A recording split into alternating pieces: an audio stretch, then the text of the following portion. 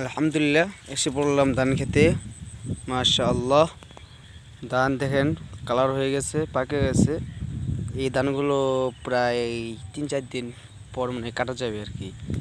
আলহামদুলিল্লাহ ক্ষেতটা অনেক বড় আর কি, বড়। এখানে প্রায় আপনি মনে করেন 2 বিঘা জমি আছে।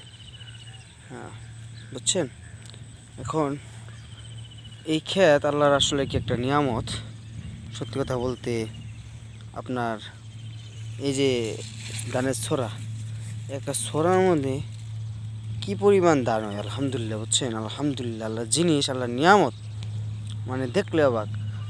এগুলো একসময় কি বুঝছেন, একটা আলি বুনছিল, এই আলির থেকে কিভাবে একটা ধান হয়ে গেল, একটা ফসল হয়ে গেল কীভাবে। এই ধান খেতে এত মেহনত দিছে, এত শ্রম দিছে। কৃষক যখন পরিপূর্ণভাবে ধানটা ঘরে নিতে পারবে, তিনি কি এই ধানের মেহনত, শ্রম এদিকে সব ভুলে যায়। তখন তার কষ্ট কি আর কোনোটা থাকে না।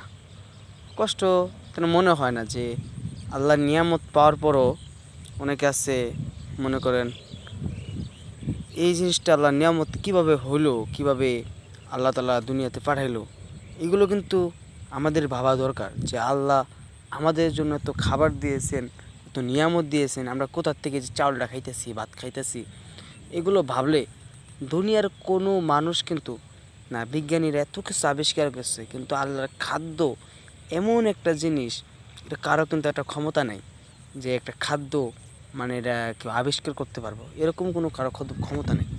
আল্লাহ পাক রব্বুল আলামিন অনেক সুন্দর করে দুনিয়ার নিয়ামতসমূহ সৃষ্টি করেছেন বান্দার জন্য। বান্দা যে এরা ভাবলেও আর কি, এরা আল্লাহ সব প্রায় একটা কথা বলি যে সবসময় আল্লাহর রিজিক নিয়ে ভাবলে আল্লাহ পাক রব্বুল আলামিন মনে করেন আপনার রহমত দেবেন সবসময়। আর একটা জিনিস হলো, এই জিনিস নিয়ে আল্লাহকে বেশি চিনা যায়, আল্লাহর মহাব্বতকে আরও বেশি পাওয়া যায়, আল্লাহর তাকওয়াকে আরও বেশি বেড়ে যায়।